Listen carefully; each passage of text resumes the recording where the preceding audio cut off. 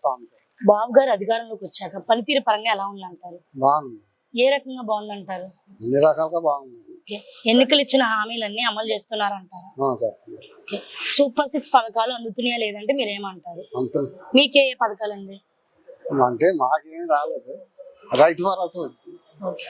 మరి గత ప్రభుత్వం వాళ్ళు రైతాంగంలో ఫెయిల్ అయింది కూటమి ప్రభుత్వం అని అంటున్నారు. దీని గురించి మీరు లేదు లేదు, ఉత్తిదే ఉత్తిదే బ్రహ్మాండం. ఏ ప్రభుత్వంలో సామాన్యులకు మంచి జరుగుతుంది అంటారు? ఈ భగత్. ఓకే. జగన్ గారి పనితీరుకు మరియు చంద్రబాబు నాయుడు గారి పనితీరుకి తేడా ఏముంది అంటారు? తేడా ఉందంటే శాతం బట్టి ఏం శాతలు? అన్ని రకాలుగా రోడ్లే కానీ నీళ్ళే కానీ ఏదన్నా కానీ మొత్తం అన్ని రకాలు. మళ్ళీ నేను చేసింది ఎక్కువ చెప్పుకుంది తక్కువ అని అంటున్నాను. ఏముంది, ఎవరు తిన్నాక చెప్తారు, దాన్ని ఏముందా, చేసినోడికి తెలిసింది కానీ చేయనోడికి ఏం తెలిసింది. మరి నెక్స్ట్ సీఎం నేనే ఈసారి అని అంటున్నారు. నేను వచ్చాక ఈసారి రపారపాలు ఆడిస్తానులే అని అంటున్నాను. అసలు వస్తాయిగా, రావాలిగా, వస్తే తెలిసింది, అవకాశం లేదు. నేను వచ్చాక అందరు లెక్కలు తీరుస్తాను అంటున్నారు. మరి ఏం తెలుస్తాడు, వాళ్ళు గెలవాలి కదా, గెలిచాక అప్పుడు అవన్నీ జరగని మాటలు. చంద్రబాబు నాయుడు గారు 4వ సారి ముఖ్యమంత్రి అయ్యారు. అభివృద్ధి పరంగా ఎలా ఉందంటారు? అభివృద్ధి ఆయన వచ్చినాడు అవడం.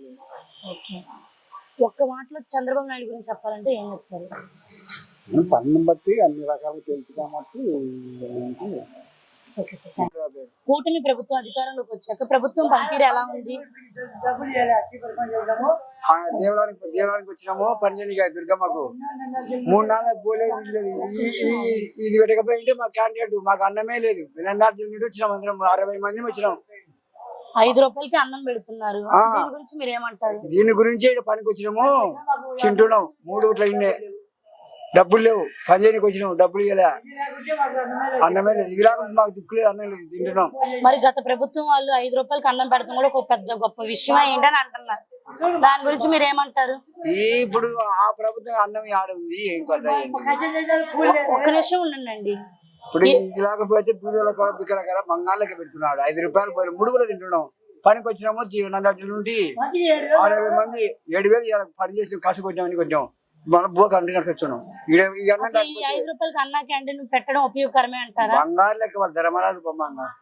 ఏ ప్రభుత్వంలో సామాన్యులకు మంచి జరుగుతుంది అంటారు? నాకు 70 ఏళ్ళు ఆ ప్రభుత్వం చూసిన అన్ని, రామారావు చంద్రబాబు అందరు చూసిన మొత్తం చూసిన. ఏ ప్రభుత్వంలో మంచి జరుగుతుంది అంటారు? ఏ ప్రభుత్వం, రామారావు గానీ చంద్రబాబు ప్రభుత్వంలో బంగాళకు జరిగింది. చాలా బంగారు. అభివృద్ధి పరంగా ఎలా ఉంది అంటారు బాబు గారు? బంగారు లెక్క ఉంది. అన్నం క్యాంటీన్లు పెట్టినాడు. పిల్లలకు ఒక్కొక్కలకు ఇంట్లో 3-4 చేసినాడు. ఆడోళ్ళకి ఇచ్చా, మగవాళ్ళకి ఇచ్చా, 4,000 పింఛన్ ఇచ్చా. మళ్ళీ అప్పుడు ఒక నెల 7,000 ఇచ్చా. తల్లి నన్ను నా ప్రాణం బాధపడుతున్నా. బంగారు ఇచ్చా.